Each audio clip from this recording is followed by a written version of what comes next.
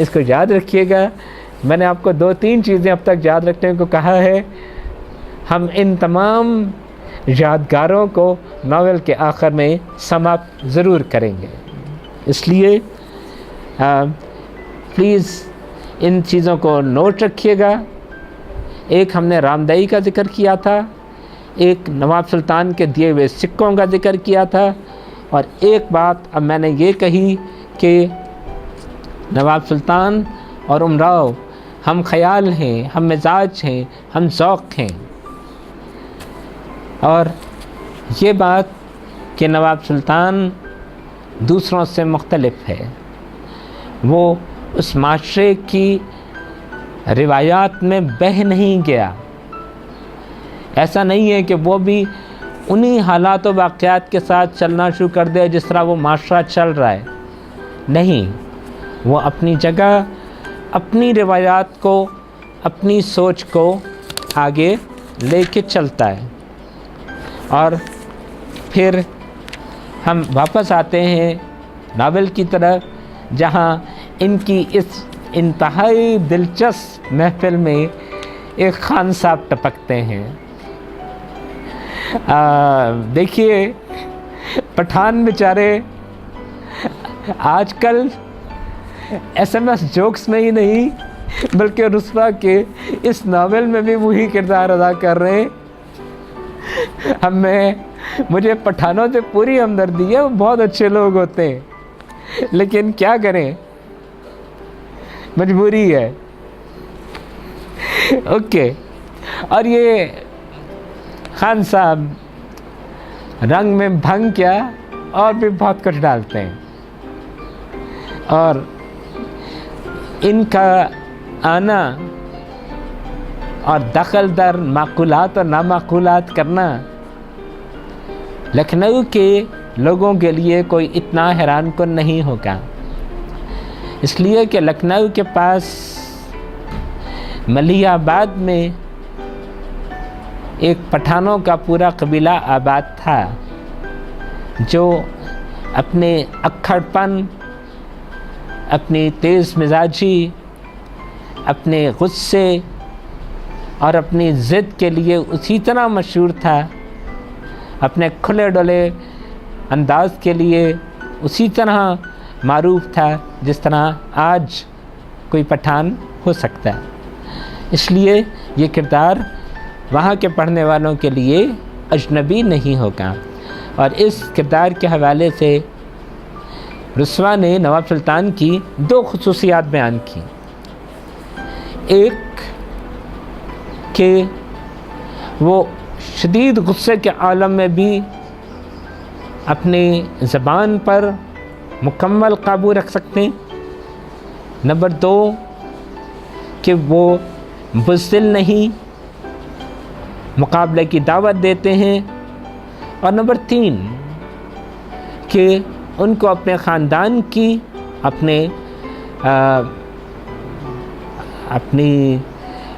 اپنے نام و نسب کا بہت خیال ہے، اور ان کے لیے یہ بات قابل قبول نہیں کہ ان کا نام کسی کوٹھے پہ لڑائی کے درمیان معروف ہو. لوگ یہ کہیں کہ نواب سلطان یا فلاں خاندان کا چشمہ چراغ ایک کوٹھے پہ لڑائی کرتا پایا گیا ہے، یہ بات نواب سلطان کے لیے قابل قبول نہیں. یعنی اس زمانے کے اچھے لوگ، خاندانی لوگ کوٹھوں کو برا سمجھتے تھے. یہاں آنا ان کے لیے کوئی فخر کی بات نہیں تھی. تو پھر سوال یہ پیدا ہوتا ہے کہ اگر نواب سلطان نہیں چاہتے کہ لوگوں کو معلوم ہو کہ یہاں کہ وہ کوٹھے پر آئے ہیں، نہیں چاہتے کہ ان کا نام کسی کوٹھے کے ساتھ لنک ہو، نہیں چاہتے کہ ان کو لوگوں کو معلوم ہو کہ ان کا آنا جانا ایک طبائب کے پاس ہے، تو آئے کیوں ہیں؟ نہ آتے، should stay away. جواب اس کا یہ ہے کہ امراؤ کی شاعری ان کو یہاں کھینچ کے لائی. ان کے لیے یہ قابل قبول نہیں یا یہ ممکن نہیں کہ امراؤ کو اپنے گھر بلائیں، اس لیے وہ یہاں آنے پر مجبور. پھر نواب سلطان آخر کار نواب خان صاحب کی بد کلامی سے مجبور ہو کر پستول نکالتے ہیں، اور یہاں تنقچہ کا لفظ استعمال ہوا، old word for a revolver, پرانے زمانے کا پستول نکالتے ہیں اور خان صاحب کو گولی مار دیتے ہیں. یہاں یہ بات نوٹ کیجئے کہ یہ وہ زمانہ ہے کہ جب عام لوگ خنجر یا تلوار استعمال کرتے ہیں.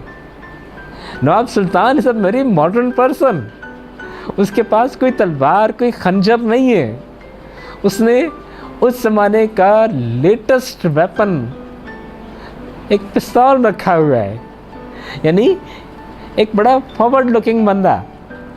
یہ بھی اس کی کردار کی خصوصیت ہے کہ وہ لکیر کا فقیر نہیں، وہ نئے حالات نئے واقعات کے مطابق آگے بڑھ رہا ہے، اپنے آپ کو نئی چیزوں کے ساتھ روشناس کرا رہا ہے. اور پھر یہ بھی دیکھیے کہ اب جب اس نے خان صاحب کو گولی مار دی تو وہ ان نتائج کو بھگتنے کے لیے تیار. اس کے لیے اب فرار یا یہاں سے چلا جانا بزدلی کی علامت بن گیا.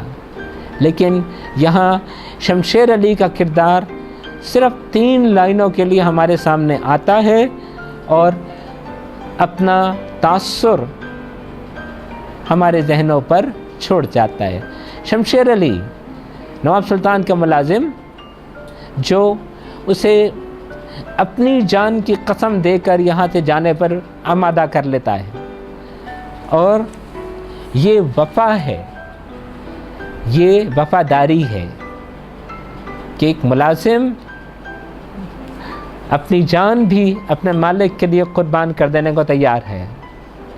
اور آگے چل کر ہم ایک ایسا ملازم، ایسا دوست نما ملازم دیکھیں گے جو اپنے مالک کی پیٹھ میں خنجر گھونپنے سے ایک لمحے کو بھی دریغ نہیں کرتا.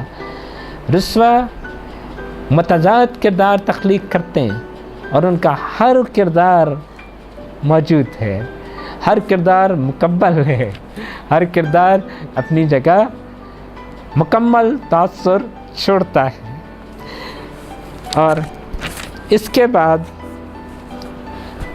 ہم اگلی بات جو نوٹ کر رہے ہیں وہ خانم ہے. خانم اس طرح کہ وہ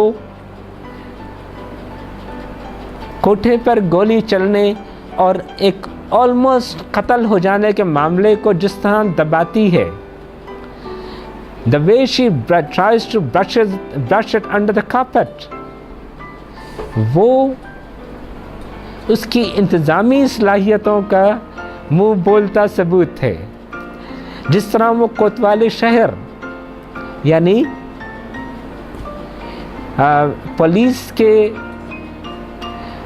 ناظم یا پولیس کے اعلیٰ افسر کو بلواتی ہے، اس کے ساتھ کچھ سودے بازی کرتی ہے، اور جس طرح وہ پولیس والا اس سارے معاملے کو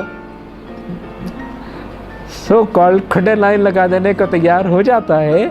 یعنی دیکھو بات یہ ہے کہ یہ خانم کی ذہانت، اس کی انتظامی صلاحیتیں اور اس معاشرے میں موجود قانون نافذ کرنے والے اداروں کی کمزوری، یہ سب باتیں رسوا نے ایک چھوٹے سے پیراگراف میں لکھتے ہیں.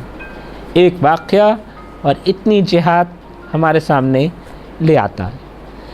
اور نواب سلطان یہ کہتے ہیں کہ میں اب یہاں نہیں آؤں گا، کیونکہ ان سے جو وعدہ کیا گیا تھا وہ پورا نہیں کیا گیا.